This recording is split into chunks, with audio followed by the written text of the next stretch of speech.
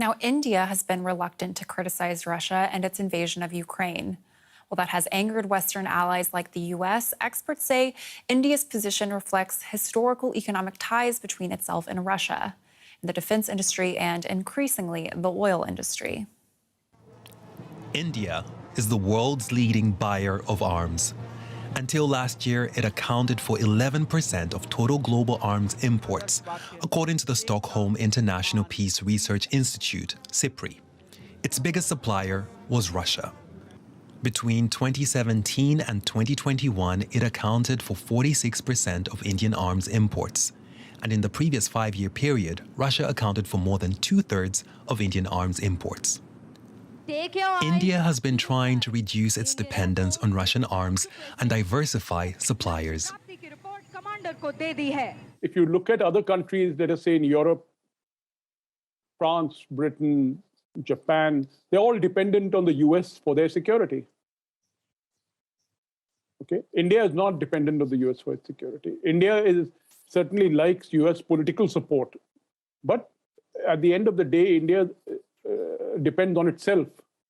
So it is self-interest which is driving Indian policy. I don't think any ideology drives it. Joshi says Moscow also supported India's foreign policy in the region before and after the collapse of the Soviet Union. But that's not the only reason. Self-interest may be behind New Delhi's choice to remain neutral on Russia's war in Ukraine. India imports 80% of its oil needs, and rising oil prices have already led to protests. So while other countries spurn Russian oil, India is buying it. So far, it has bought at least 13 million barrels, according to Bloomberg News. And without that many takers of Russian oil, India may very well benefit from lower prices. I asked our Delhi correspondent, Charu Kartikeya, about Western criticisms of India for buying Russian crude at a discount. Is India on the wrong side of history, as the US has said?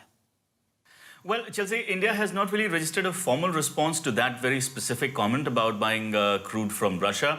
But Foreign Affairs Minister S. Jaishankar made the statement in Parliament yesterday, and he said that India's stand on Ukraine has been very consistent.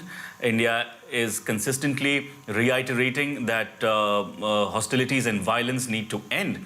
And at the same time, India has been asserting that the global order is based on the UN Charter and respect for the territorial integrity and sovereignty of all countries. About oil, all that India has said is that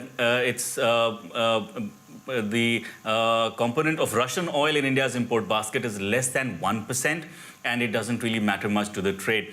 But yes, there are reports that 13 million barrels of oil have been bought, and several Indian companies have gone ahead and placed those orders. There are reports that Russia is offering oil at a discount of 27%, and India is thinking about or planning to use those oil stocks for shoring up its strategic oil reserves, Chelsea.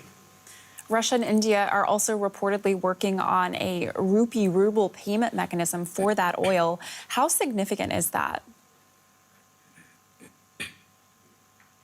Well, yeah, that's very significant, Chelsea. That's because since trade is continuing between India and Russia, the payment systems need to be finalized. Several exporters in India as well as in Russia have said that this rupee-ruble mechanism that existed years ago needs to be brought back because a large number of Russian banks have been cut off from the SWIFT system, and that is impeding payments. Now, the tricky thing is that both the currencies need to be pegged to a third currency so that some kind of exchange rate can be worked out. Indian exporters have been asking the Reserve Bank of India, which is India's central bank, to work out this exchange rate so that their payments do not suffer.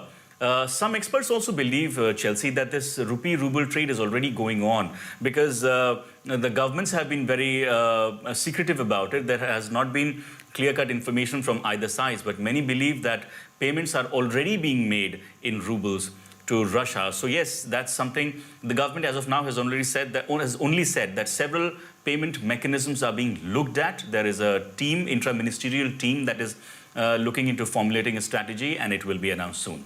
Chelsea. Is that a signal that India might be looking to boost trade with Russia in more than just oil? Well, Chelsea, that's a little bit hard to say because in any case, apart from the arms trade with Russia, oil is the biggest component of Indo-Russian trade. Apart from that, India also buys sunflower oil, which is whose prices also have been going up in India. So if that is also offered at a discounted rate, India will likely be tempted to continue doing that trade. Fertilizers are also something that India continues to buy from Russia. So I think what India is looking at right now is to maintain this trade relationship and not really it's not really planning to expand it further.